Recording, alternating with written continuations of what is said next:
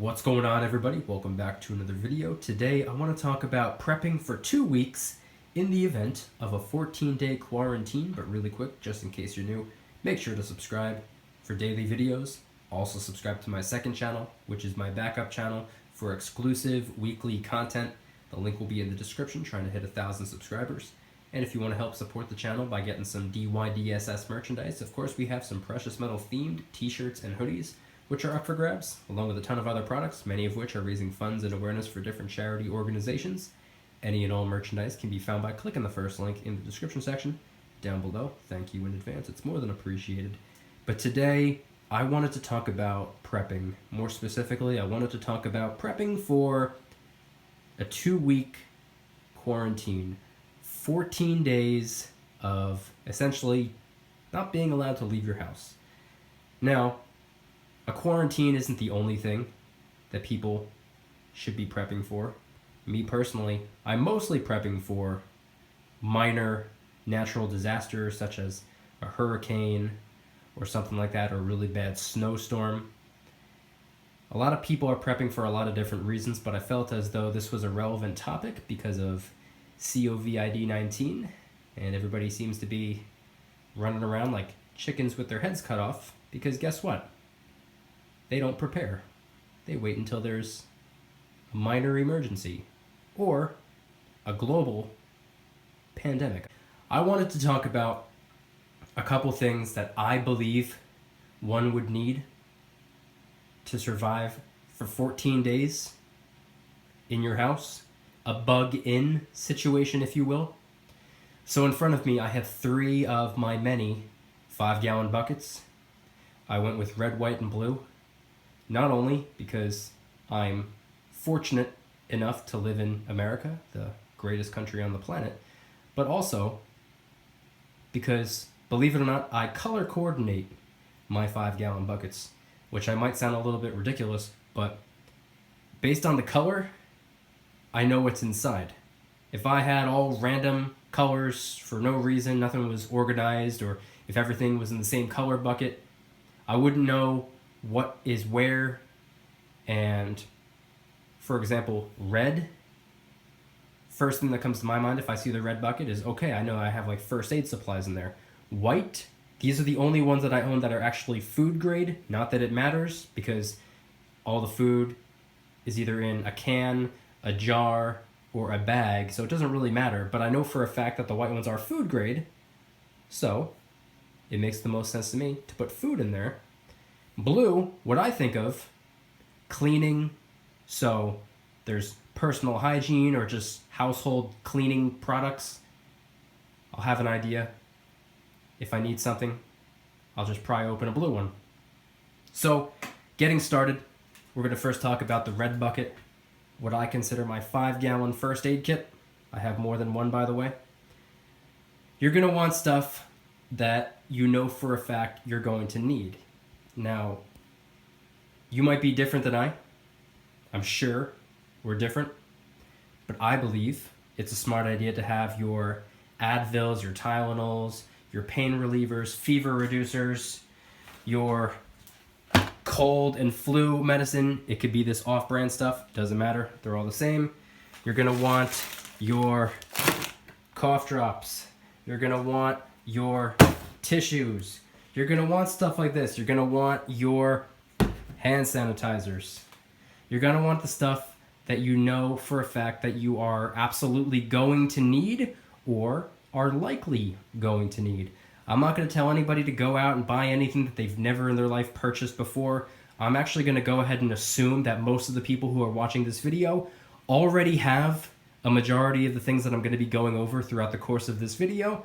My only suggestion and recommendation is to maybe consider doubling up on these things next time you go to the store. Moving on over to the white bucket, the food.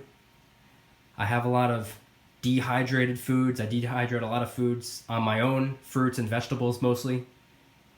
For example, these are some dehydrated cinnamon apple chips.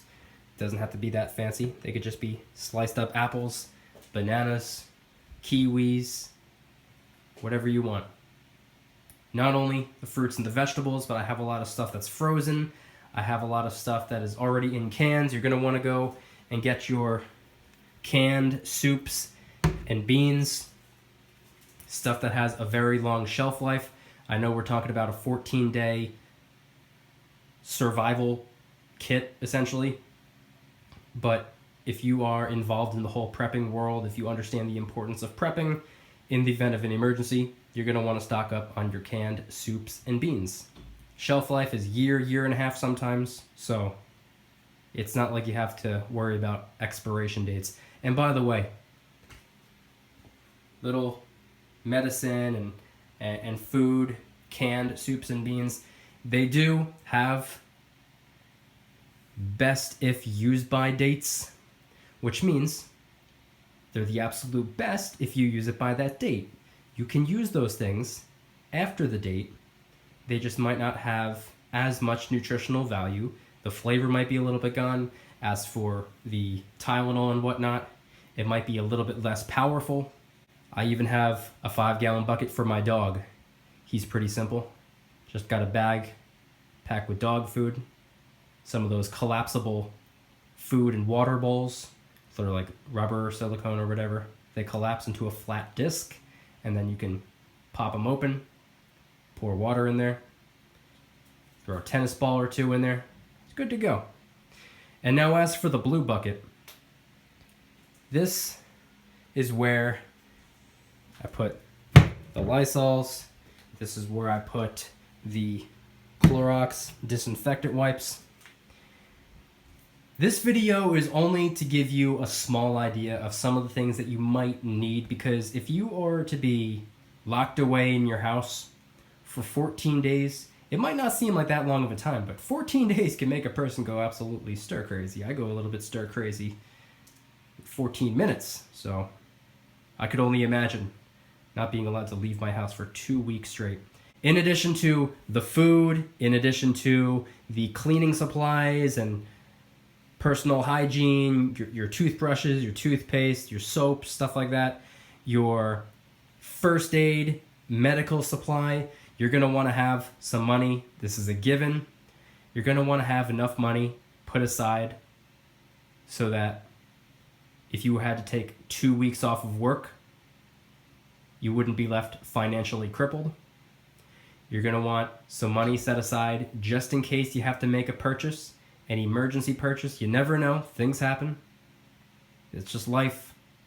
Unexpected medical bills, car repair, stuff like that. Good reasons to have a little bit of money set aside. Just a little bit of safety net. You're going to want water. I know a lot of people are making jokes about the people who are out fighting over toilet paper, like, oh, ha, ha, toilet paper is not going to cure COVID-19. What are they buying it for? They're buying it in case they're stuck in their house for 14 days. In case they're not allowed to leave their house for 2 weeks. They're not buying it to prevent or cure a virus. They're buying it to stock up on it in case they're not allowed to go to the store.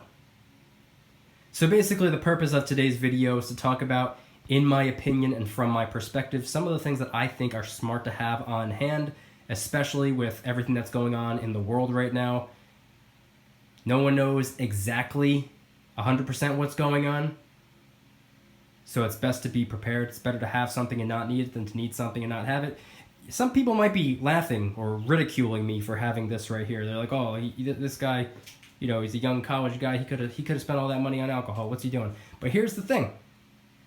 I would rather have this stuff and eventually need to throw it away due to the fact that it passed the best if used by date, or it's just not good anymore, or whatever, than to be stuck in my house for 2 weeks without anything, with a cold, without food.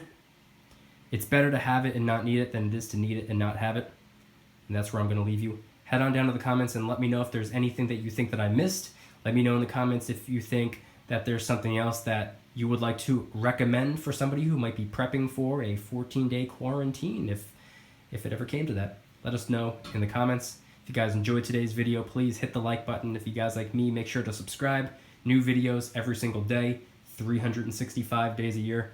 Also subscribe to my second channel, which is my backup channel for exclusive weekly content.